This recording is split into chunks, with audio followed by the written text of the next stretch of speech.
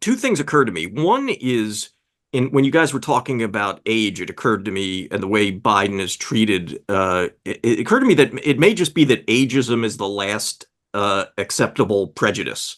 That the way we talk about it is devoid of fact, as you pointed out, and so eloquently. The other thing is, I flash back at Mayor Reed when you pointed out that the federal judiciary is what's failing us.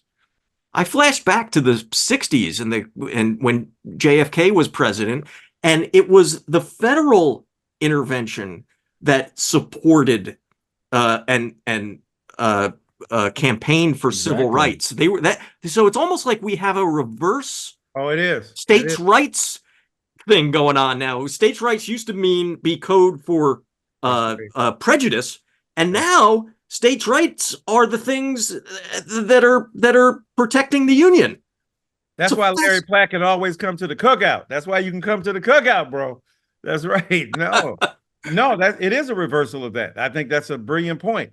And think about it.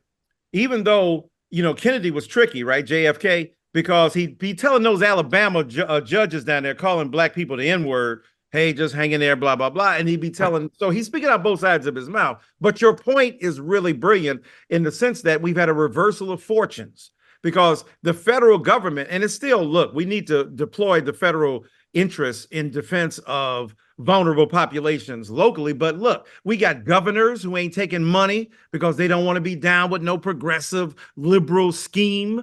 And so you're absolutely right. The federal has been replaced by the local, and then the local with Alvin and with Letitia and with Bonnie Willis. They might as well be the Supremes or at least part of the Temptations or something doing their thing. The reality is that it is the states' rights of those people, not in the traditional sense, to be sure. But I think it does awaken us to the fact we got to play both hand, not either or. We got to continue to hammer away at the infrastructure judicially on the federal level that is connected to the executive level, that is connected to the legislative, right? We know this. But at the same time, we got to deal with what the defense gives us. And right now, the defense is giving us, we got to have local concerns that have been marginalized to a certain degree and attacked, every one of them, but they've leveraged the authority of the legal system in defense of vulnerable populations that has held federal authority to account.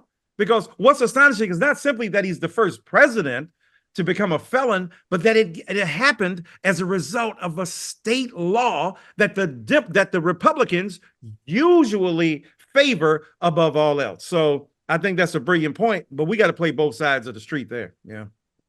Well, we've kept you longer than we promised, Dr. Dyson, but I can't wait till you get out there and start making this case, not only to young Black voters, but I think your message resonates with white working class voters because essentially what you speak to all poor folk, and your writing speaks to all poor folk in this country. So I can't wait to see you out there on the campaign trail. You're planning on doing a lot of that, huh?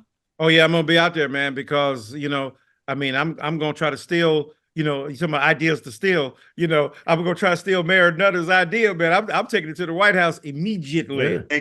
Take it. And the first time I said, I'll say Mayor Nutter said it. Second time I'll say somebody said. Third time I'll say, like I always said, get out on the streets. No.